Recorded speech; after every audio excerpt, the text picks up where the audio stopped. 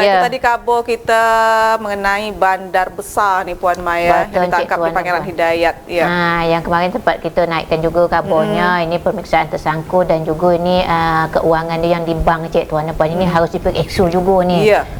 Kalau dah terkait daripada pihak polisian Cik Tuan dan Puan sampai ke akun ni memang dicari pihak polisian ya. Kita beralih ke kabar lain lagi Siska ya. Ini nampak ini duit yang senilai 10 miliar. Ini tak sedih nampak Cik Tuan dan Puan di mana ni ditemukan pada transaksi yang berada di rekening bandar narkotika tersebut. Iya, Puan Maya, ini diduga hasil transaksi narkoba. Puan Maya, jika dikonversikan ini dengan penjualan narkoba, maka tersangka diperkirakan ini sudah menjual sekitar 20 kg narkoba, Puan Maya. Itu terkait daripada tersangka tadi ya sampai ke rekening diperiksa oleh pihak kepolisian. Iya, macam mana kabarnya tu? Kita tengok.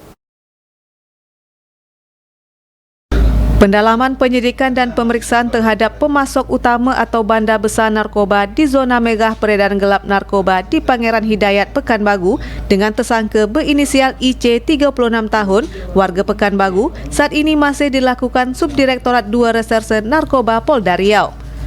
Polisi juga masih memburu jaringan tersangka IC yang diduga sebagai kaki tangannya dalam peredaran gelap narkoba yang terjadi, termasuk pemasok dan penerima narkoba yang ada pada tersangka IC.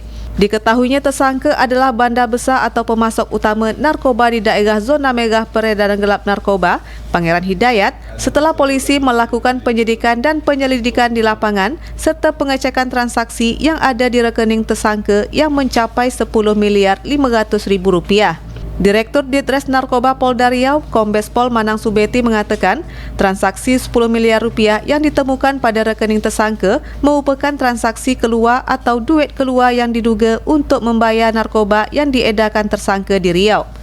Manang menambahkan duit tersebut tak ada di rekening tersangka IC dan jika dikonversikan dengan jumlah narkoba, maka diperkirakan tersangka sudah menjual sekitar 20 kg sabu di Pekanbaru dengan tafsiran harga 500 juta rupiah per kilogramnya.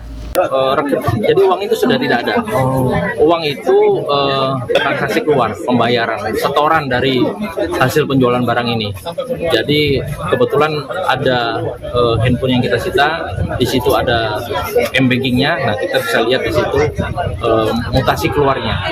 Jadi selama 2 bulan itu mulai Januari akhir itu 10 miliar 500 ribu transaksi keluar.